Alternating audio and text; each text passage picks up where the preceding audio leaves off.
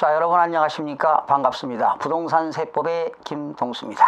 오늘 제 7강 시간이 되겠는데요. 이 시간에는 취득세 과세 표준부터 학습하도록 하겠습니다.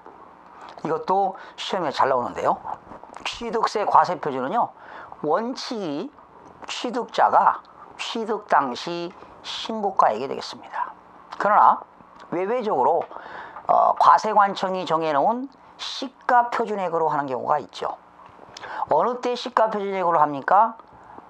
취득자가 신고하지 않았다. 미신고. 신고하지 않았다. 신고했는데 미달하게 신고했다. 미달신고. 미달신고. 또 신고했는데 신고가액이 시가 표준액에 미달하게 신고했다.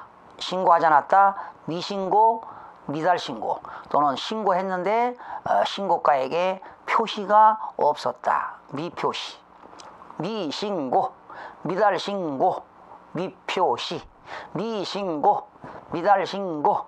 미표시에는 과세관청이 정해놓은 시가 표준액으로 한다. 이런 것들이 기본 컨셉이 되겠고요. 자, 볼까요? 지문이 8개 나왔네요. 틀린 거. 취득세 과표는 취득 당시 가액으로 한다. 줄쳐요. 취득 당시 가액. 다 줄긋지 마시고요. 이때 취득 당시 가액이라고 하는 것은 줄쳐요. 취득자가 줄쳐 신고가액에 의한다. 신고가액. 키워드를 찾아냅니다. 신고가액. 맞습니다.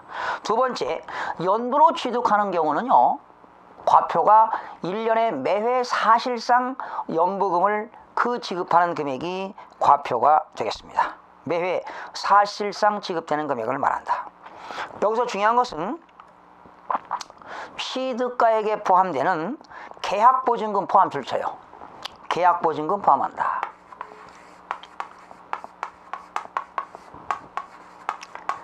계약보증금 당연히 포함됩니다. 계약할 때 보증금 지은 것도 연부 취득금액에 포함시킨다. 세 번째, 건축물 건축.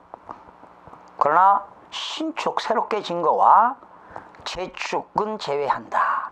여러분, 재축이라고 하는 것은 천재지변에 의해서 건물이 멸실돼 가지고 동일 규모로 똑같이 축조하는 것이 재축이 되겠죠.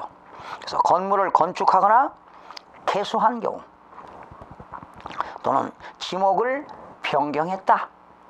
이런 경우는 뭐가 과표가 될까요? 증가한 가액이 과표가 되겠습니다. 여러분들이 건물을 개수했다면 증가한 가액이 과표가 되겠습니다. 또 증축했다면 역시 건물의 증축으로 인해서 증가한 가액이 과표가 되겠습니다. 네 번째, 신고 또는 신고가액의 표시가 없었다. 미표시죠? 또는 신고가액이 시가 표준액보다 클 때 시가 표준액으로 한다? 아니죠. 표시가 없었다. 신고가액에 표시가 없었다. 미표시. 신고한 금액이 클 때가 아니라 미달하게 신고했다 했을 때는 시가 표준액으로 한다. 줄 그어봐요. 둘째 줄. 어느 때 시가 표준액으로 한다고요? 미신고. 신고하지 않았다. 신고했는데 미달하게 신고했다. 또 신고가액에 표시가 없었다. 미표시. 쓰리미. 미신고, 미달신고, 미표시일 때는 시가 표준액으로 하니까 4번 지문이 틀렸습니다. 5번입니다. 법인이 아닌 자가, 이건 누굴까요? 개인이 되겠죠. 법인이 아닌 자가 건축물을 대수선하여 취득하는 경우로서 취득가액 중 100분의 90을 넘는 가격이 줄쳐요. 법인 장부에 입증된다. 여러분, 법인은 장부가 있지만 개인은 장부가 없습니다. 그래서 법인 장부 가격에 의해서 100분의 90에 입증이 되는 경우는 그 금액을 과표로 한다는 겁니다. 그러니까 법인이 아닌 자, 개인이 건축물을 건축하거나 대수선으로 인해서 취득했을 때 그 취득가액 중 법인 장부 가격으로 입증되는 금액이 100분의 90이 넘을 때는 그 금액을 과표로 인정하겠다는 것입니다. 6번 토지 및 주택에 대한 시가 표준액은 부동산 가격 공시 및 감정평가에 관한 법률에 따른 공시된 가액으로 한다. 그렇죠? 공시된 가액. 7번 토지 및 주택 외의 건축물, 토지와 주택이 아닌 건축물, 선박, 항공기, 그 밖에 과세 대상에 대한 것은 시가 표준액은 누가 결정한다? 지방자치단체장이 결정한 가액으로 한다. 맞습니다. 8번 취득대금을 일시급 줄쳐 일시급 등으로 지급하여 일정액을 할인받은 경우에는 줄쳐요. 할인된 금액으로 한다. 이게 함정입니다. 할인된 금액.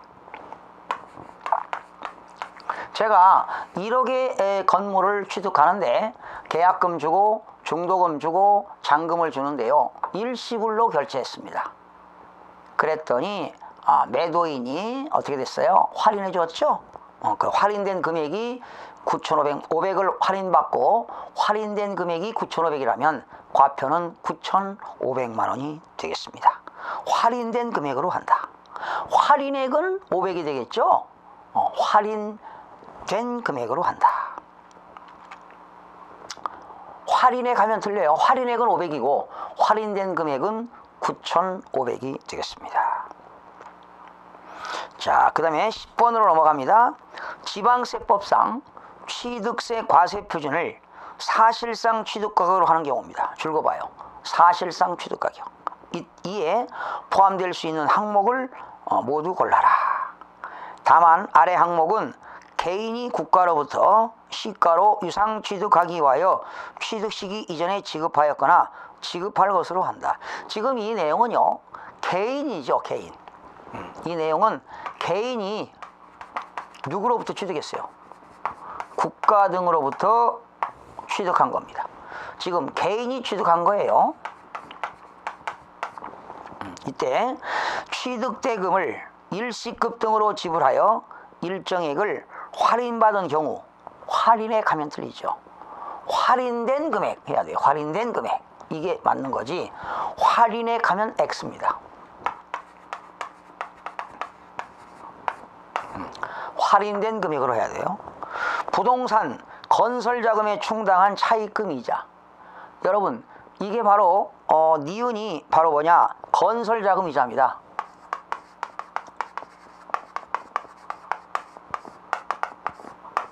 이 건설 자금 이자라는 것은 자금을 차입하는 날로부터 건물이 완공될 때까지 들어가는 이자가 건설 자금 이자인데, 이 건설 자금 이자 취득 원가에 포함시켜야 되겠습니다. 또 연불 조건 계약에 따른 이자 상당액과 연체료, 활부 이자와, 이거 중요합니다. 활부 이자와 연체료 등은 어떻게 하느냐? 법인은 장부가 있기 때문에 법인인 경우는 취득가액에 포함시킵니다. 법인은 취득가액에 포함을 시키는데 개인은 불포함이 되겠습니다. 이거죠 지금. 그죠? 개인이 사는 경우는 취득가액에 포함시키지 않으니까 디귿은 법인만 포함시킵니다. 기억하세요. 활부이자와 연체이자는 취득가액에 포함시키는 것이 법인인 경우만 포함시키지 개인은 포함시키지 않습니다. 리을 취득대금 외에 당사자 간의 약정에 의하여 취득자가 줄쳐요. 채무인수액. 즉 매도인이 부담할 것을 지금 취득자가 채무를 인수하는 겁니다. 여러분, 부동산 살 때 매도인이 근저당권 설정한 것을 매수인이 안고 사는 거잖아요. 당연히 매도인의 채무를 매수인이 인수한 금액도 당연히 포함시키니까 채무 인수액 포함시킵니다.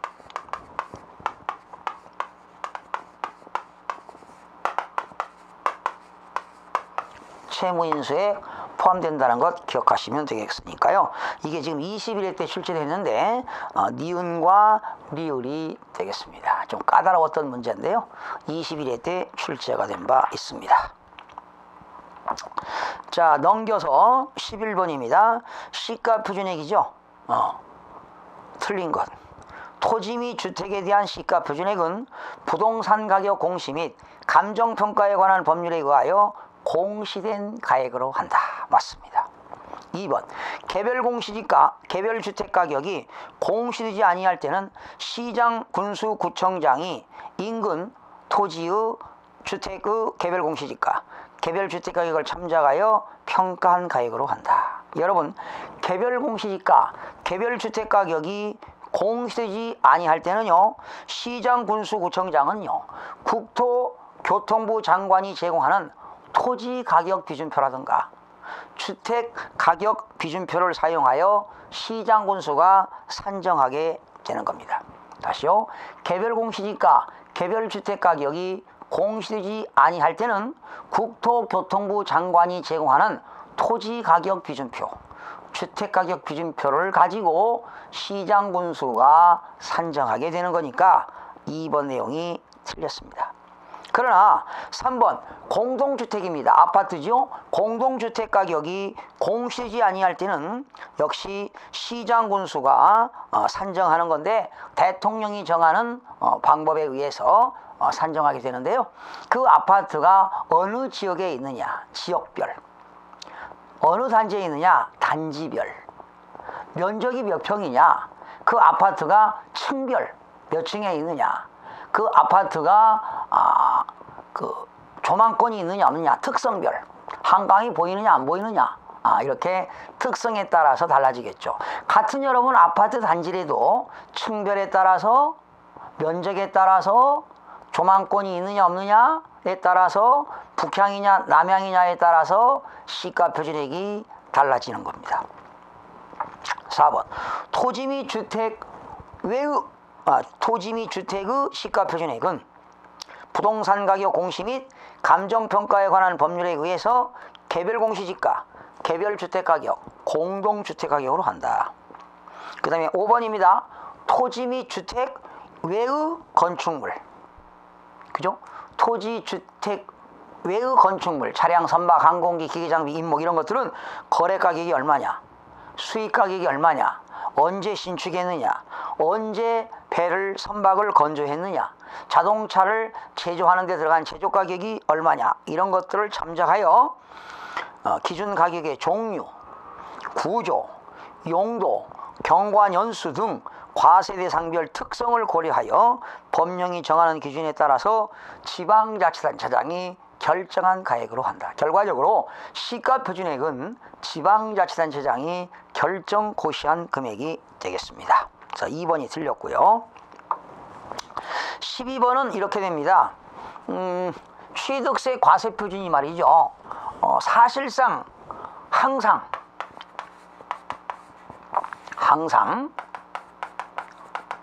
사실상의 취득가액으로 하는 경우가 있습니다. 눈이 오나 비가 오나 항상 사실상의 취득가격 하는 건 이런 겁니다. 국가 또는 지방자치단체, 지방자치단체 조합으로부터 취득. 외국으로부터 수입에 의한 취득. 민사소송이나 행정소송에 의하여 순수한 판결문에 의하여 입증되는 취득. 법인장부에 의하여 입증되는 취득. 우리가 개인이 법인으로부터 샀다면 법인장부에 의하여 입증되는 취득. 공매 방법에 의한 취득. 여기에는 경매도 포함됩니다. 공매 방법에 의한 취득. 또는 여러분 개인이 공인중개사를 통해서 매매계약을 했습니다. 공인중개사로부터 취득했습니다. 공인중개사가 매매계약서를 작성해서 공인중개사 중개를 해서 취득했습니다. 즉 공인중개사 업무 및 부동산 거래 신고에 관한 법률 규정에 의하여, 즉 공인중개사법에 의하여 취득가격이 입증되는 취득은 항상 사실상의 취득가격이 과표가 되겠습니다. 그 해설 5가지 써 있죠. 1번 옳은 겁니다. 공인중개사 업무 및 부동산 거래 신고에 관한 법률 규정에 의하여 신고서를 제출하여 검증이 이루어지는 취득. 여러분, 갑과 을이라는 사람이 계약을 하게 되는데 이때 공인중개사가 중개계약을 하게 되면 공인중개사는 계약서를 작성하게 됩니다. 그 공인중개사는 계약일로부터 60일 이내에 거래 사실을 시장분수구청장한테 신고하도록 되어 있습니다. 그러니까 그 신고가액, 사실상 취득가격이 과표가 되는 것입니다. 정답은 1번이 되겠고요. 주택법 시행령 규정에 의해서 주택거래 신고지역에서는 신고한 거래가격입니다. 그런데 그 신고한 거래가격이 시가 표준액에 미달할 때는 시가 표준액으로 하게 되는 거지요. 3번인데요. 판결문에 의하여 입증되는 취득은 사실상인데 거기 앞에 화해, 원고와 피고가 서로 화해하거나 포기, 인락, 의제 자백에 의해서 판결은 아닙니다. 뭘로 한다? 시가 표준액입니다. 법관이 순수한 판결문에 의하여 입증되는 취득은 사실상 취득가격이 되겠지만 화해, 포기, 인락, 의제 자백은 제외됩니다. 4번 국가지방자치단체, 지방자치단체 조합으로부터 취득인데 출처요. 무상입니다. 무상. 여기서 국가로부터 취득하는 것은 돈 주고 사는 거지요. 거기 무상이라는 것은 국가로부터 증여를 받았다는 거니까요. 4번 쓰세요. 거기 무상 취득. 국가로부터 무상 취득했다면 대가성이 없는 거기 때문에 이때는 뭘로 한다? 시가 표준액으로 합니다. 돈 주고 산 게 아니잖아요. 내가 국가로부터 돈 주고 샀다면 사실상 취득가격이 되겠지만 국가로부터 무상으로 받았을 때는 대가성이 없기 때문에 과세관청이 정해놓은 시가 표준액으로 하게 되는 것입니다. 5번 특수관계자 간 거래로 조세 부담을 부당히 감소시킨 것으로 인정되어 소득세법상 부당행위 계산에 의한 규정을 적용하여 취득하는 경우. 출처요. 부당행위 계산.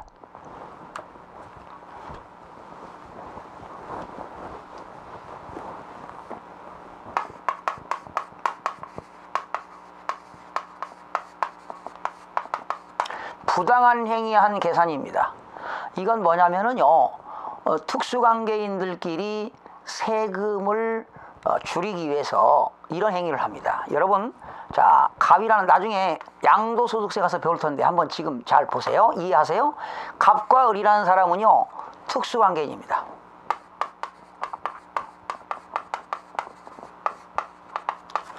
특수관계는 여러 가지가 있죠.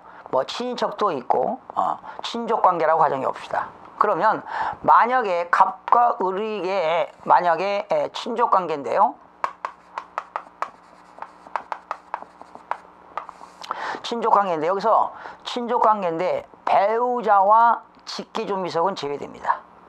배우자와 직계존비속 제외니까 배우자는 무촌이고 직계존비속은 1촌이니까 여기서 2촌 이상이 되겠죠. 이때 갑이 을에게 증여했어요. 그런데 이때 을은 증여받은 재산을 병이라는 사람에게 5년 이내 양도할 때는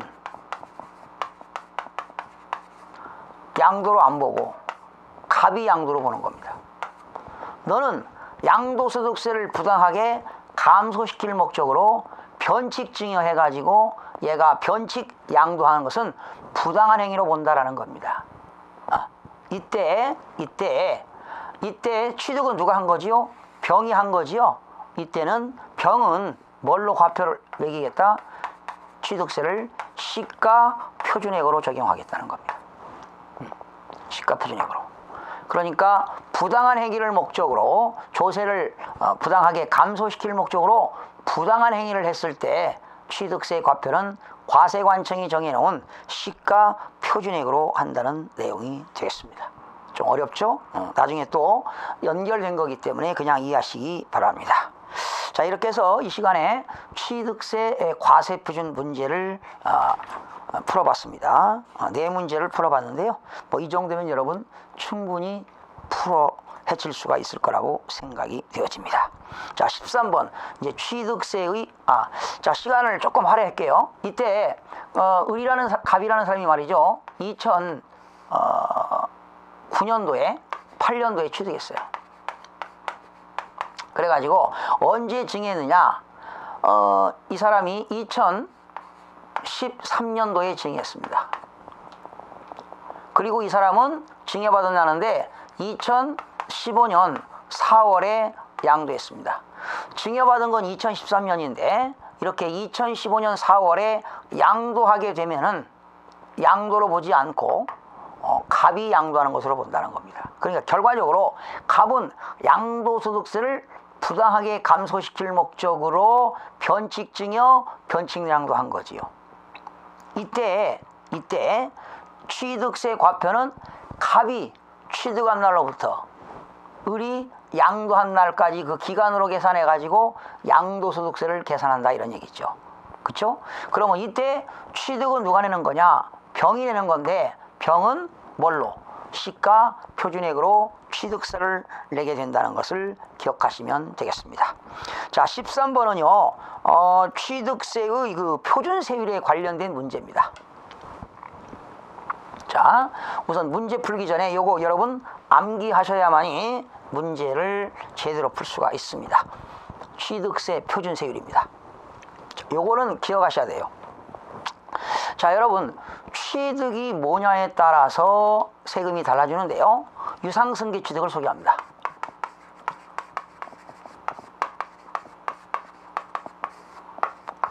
유상이라고 하는 건 돈 주고 산 거지요. 그런데 부동산을 어떤 걸 샀느냐에 따라서 취득세가 달라집니다. 만약에 농지를 취득했다.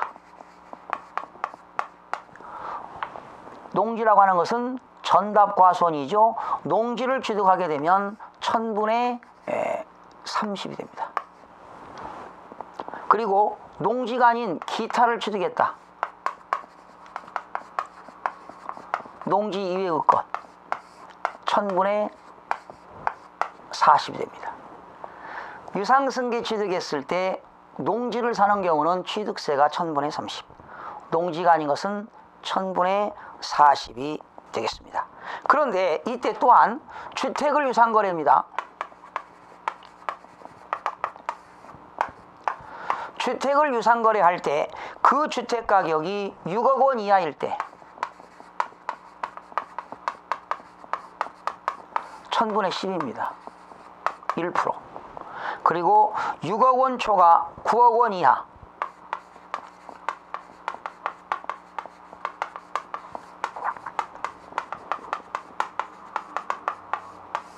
1000분의 20이 됩니다. 6억 원 초과 9억 원 이하는 1000분의 20. 그리고 9억 원 초과 1000분의 30이 되겠습니다. 6억 원 초과 9억 원 이하는 1000분의 20. 9억 원 초과는 1000분의 30이 되겠습니다. 그리고 무상승계 취득입니다, 여러분.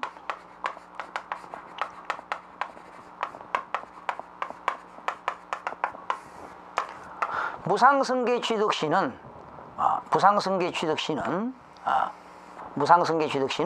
두 가지가 있습니다. 여기는 두 가지, 증여가 있고 상속이 있죠. 이때 증여는 누가 받았느냐? 일반인이 받았다. 암기하셔야 됩니다. 증여는 누가 받았느냐? 일반인이 받았다. 1000분의 35가 됩니다. 일반인이 받았다. 1000분의 35가 되고 비영리 사업자가 받으면 1000분의 28이 됩니다.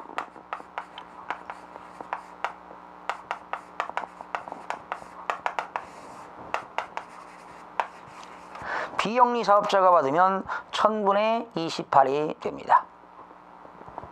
그러니까 증여는 누가 받았느냐? 일반인이 받으면 1000분의 35, 비영리 사업자가 받으면 1000분의 28이 되겠고요.